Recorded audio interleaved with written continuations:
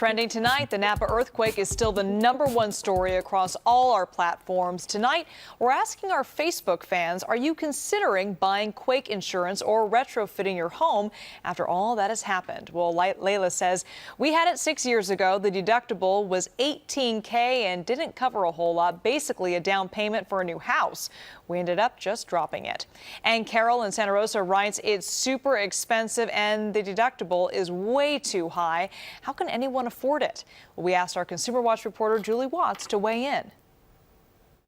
Well, Layla, Carol, you're right. It is expensive. Even the California Earthquake Authority admits that, but they say it's because it costs so much to rebuild a home in California.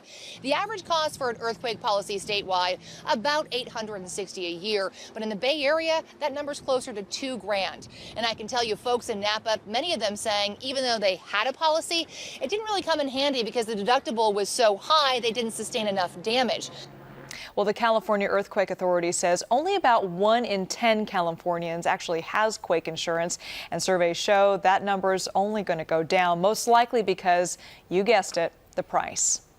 Well, tonight we're learning about a fight in the so-called friendly skies over legroom. Over the weekend, a United flight from Newark to Denver had to be diverted to Chicago because of that little thing. It's called a knee defender. A man attached it to his tray table, and that made it so the woman in front of him couldn't recline her seat.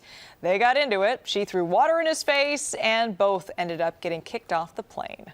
People want to do something to protect themselves. This has always been a problem, and it's become a bigger problem the closer the seats are together. Now, over the years, the size of the average airplane seat has shrunk to just 31 inches. It's pretty tight. Some airlines have even phased out reclining seats altogether. Burger King getting some backlash tonight after announcing a whopper of a deal. It's buying Canadian donut chain Tim Hortons for $11 billion and moving its headquarters there. That means they can now pay taxes their way by keeping profits north of the border. It's a rational decision. It's sort of like somebody moving out of New York and moving to Florida so they don't have to pay a state income tax. Burger King CEO says the move is not about saving money on taxes, but some customers are posting complaints on the company's Facebook page threatening to boycott. And ESPN under fire over a report it aired about Michael Sam, the NFL's first openly gay player, and how he's fitting in with his Rams teammates, and specifically his shower habits. But another Rams defensive player told me that, quote, Sam is respecting our space and that from his perspective, he seems to think that Michael Sam is waiting to kind of take a shower as not to make his teammates feel uncomfortable, while Langford and linebacker Alec Ogletree told me that they didn't know that specifically and also weren't tracking that.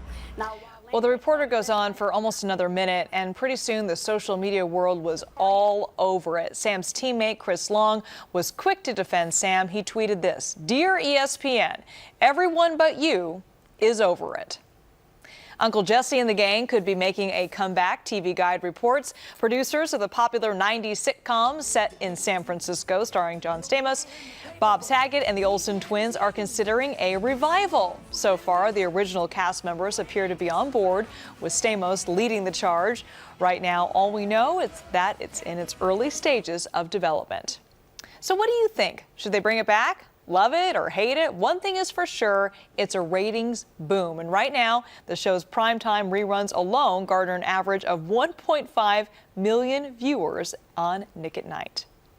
Well, tonight, some people are fired up over a stunt at the Emmys involving the Academy's president, Modern Family actress Sofia Vergara, and a rotating platform. Take a look at this.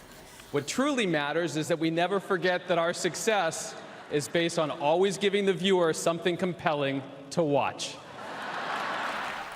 Immediately, the Twitterverse exploded with cries over sexism and suggestions that Vergara was being objectified. Katie Couric, in fact, she tweeted, "I love Sofia Vergara, but did anyone find that shtick somewhat offensive?"